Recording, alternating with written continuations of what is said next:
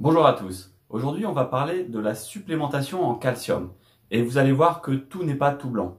C'est un sujet important parce qu'un gros pourcentage de la population se complémente en calcium. C'est surtout les femmes autour de la ménopause et les personnes âgées qui en prennent. Ces personnes le font pour renforcer leurs os, dans l'espoir d'éviter d'avoir de l'ostéopénie ou de l'ostéoporose. Elles cherchent notamment à diminuer les risques de fractures. On sait que les fractures du col du fémur sont responsables de nombreux décès chez les personnes âgées. Les personnes qui se supplémentent prennent en général entre 500 et 1000 mg quotidiennement. Il y a même certains produits alimentaires qui sont enrichis en calcium, par exemple certaines céréales pour le petit déjeuner. Pourtant, les preuves que la supplémentation en calcium renforce les os ou les dents n'a aucune base solide à l'origine. Et elles se sont affaiblies avec de nouvelles recherches scientifiques effectuées au cours de ces dernières années. On va voir que de nombreuses études ont prouvé que la supplémentation en calcium n'augmente pas la densité minérale osseuse et ne prévient pas non plus le risque de fracture. Et pire que ça, on s'est rendu compte que les suppléments en calcium peuvent augmenter le risque de pathologies cardiovasculaires, de calculs rénaux, de cancer de la prostate et de décès précoces.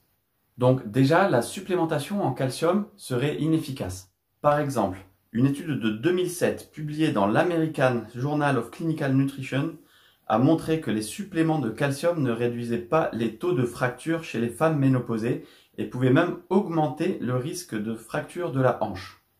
Une analyse de 2012 a révélé que la consommation d'une grande quantité de calcium au-delà des directives alimentaires recommandées, généralement par le biais de la supplémentation, n'apportait aucun avantage pour la densité minérale osseuse de la hanche ou des vertèbres lombaires chez les personnes âgées.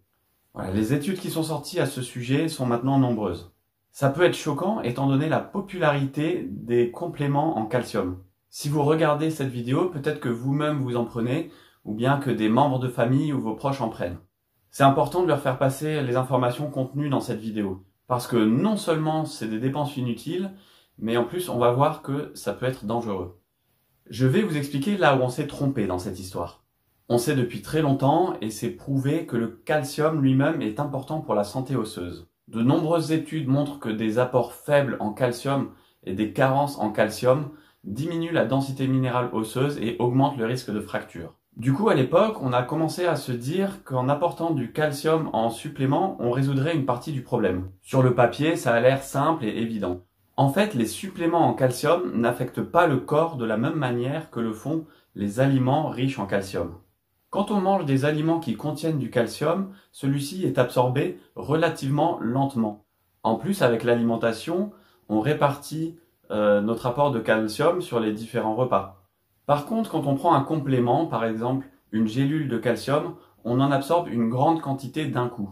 On va avoir un pic de calcium dans le sang. Et quand on a un pic comme ça, le calcium irait se déposer dans ce qu'on appelle les tissus mous.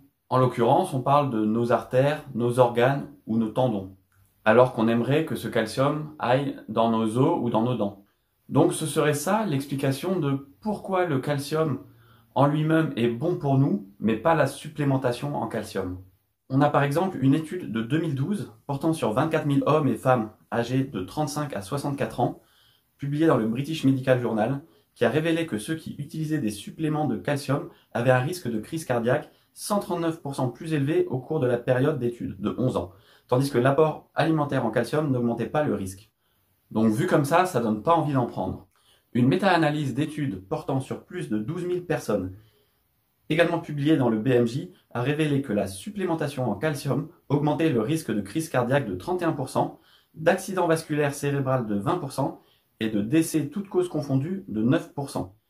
Des études ont montré que le calcium qu'on prend en supplément n'est pas absorbé par les os comme on voudrait, mais plutôt en grande partie excrété par les urines, ce qui peut créer des calculs rénaux. D'autres études montrent que les suppléments de calcium peuvent augmenter le risque de cancer de la prostate, tandis qu'avoir une alimentation riche en calcium naturellement diminuerait ce risque. On a un peu l'impression de marcher sur la tête, mais c'est comme ça. On a aussi une étude suédoise qui a montré une augmentation très nette du risque de décès chez les femmes qui prennent une supplémentation en calcium à forte dose. Un dernier danger, c'est parfois la présence de toxines, notamment de métaux lourds, dans certains compléments. Une analyse de Consumer Lab a été faite là-dessus et montre que c'est le cas chez de nombreuses marques. On vient donc de voir deux choses. Non seulement que la complémentation en calcium est inefficace pour la santé osseuse, mais aussi qu'elle est dangereuse. Elle peut augmenter le risque de maladies cardiovasculaires, augmenter le risque de cancer de la prostate, augmenter le risque de mort précoce et augmenter les calculs rénaux. Du coup, on est embêté parce que la solution qu'on pensait avoir trouvée pour régler les problèmes de densité osseuse ne fonctionne pas. L'ostéopénie et l'ostéoporose sont des problèmes majeurs pour les personnes à partir d'un certain âge, en particulier les femmes. 54% des femmes ménopausées ont de l'ostéopénie et 30% de plus ont de l'ostéoporose. Je ferai une prochaine vidéo sur la santé osseuse, sur comment diminuer les risques d'ostéoporose et de fractures. J'espère que cette vidéo vous a plu. N'hésitez pas à vous abonner pour en voir d'autres, à liker, à commenter et à partager. Ça fait toujours plaisir.